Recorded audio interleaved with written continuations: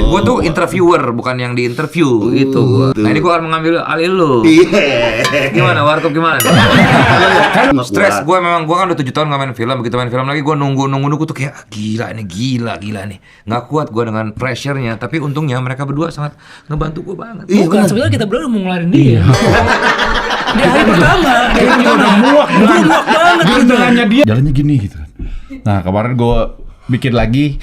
Waktu gemukan mungkin agak mirip ya, cuman kalau kurusan ternyata dia nggak segitunya gitu ternyata jalan ngangkang gitu. Kita semua cewek sama dia, beliau udah gua Indro.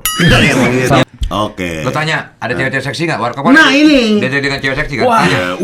Bentar, kita tanya lu. Ada nggak cewek seksi? Gue janjikan ada. Scene yang mana dong? Pura-pura kita diskusi bertiga.